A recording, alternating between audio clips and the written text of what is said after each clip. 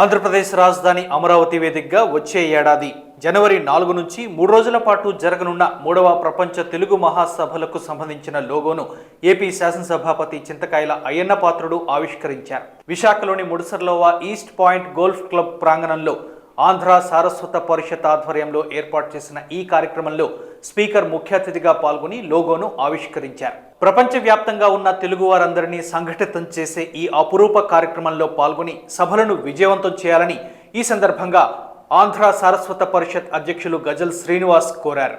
ఈ మహోన్నత కార్యక్రమానికి తమ వంతు మద్దతు పలికారు Vishwabharat founder and chairman Balivada Ramesh.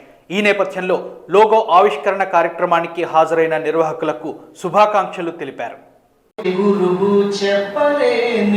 తండ్రి గుణం తెలుగు పసిబుగ్గల వెలకల్దని లావణ్యం తెలుగు భరతమాత సంతతిలో ఘన పుణ్యం తెలుగు జీవితాన తీర్చలేని తల్లి రుణం తెలుగు. మాతృభాష రుణం, మాతృమూర్తి రుణం ఎప్పటికీ తీర్చుకోలేనిది.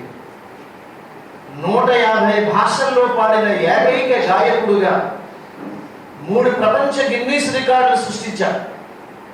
అందులో ఎంతో మంది ఎన్నో భాషల వాళ్ళు నా దగ్గరకు వచ్చి, అయ్యా మా భాష మాట్లాడేవాళ్ళు ఇక లేరు, ఇక ఉండకపోవచ్చు, మీరు మా భాషలో పాడుతున్న ఈ పాట ఏదైతే ఉన్నదో అదే బహుశా ఆఖరి పాటేమోనండి అని ఎంతో మంది నా దగ్గర ఆవేదన వ్యక్తం చేశారు.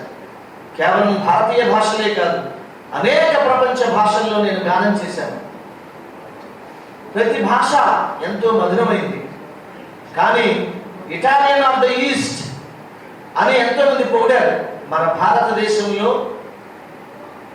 తెలుగు భాష రాగమయమై అనురాగమయమైనటువంటి భాష.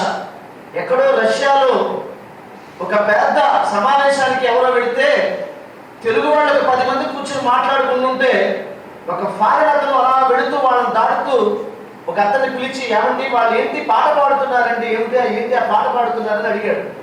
అడిగితే వెంటనే అతను అన్నాడు, వాళ్ళు పాట పాడలేదండి, వాళ్ళందరూ వాళ్ళ భాషలో మాట్లాడుకుంటారండి అన్నాడు. ఏ భాష అది అన్నాడు. అంటే తెలుగు భాష అండి అన్నాడు. అంటే మన భాష రాగమయమై మాట్లాడుతుంటే ఆనందంగా హృదయాన్ని స్పృశించేటువంటి భాష మన భాష.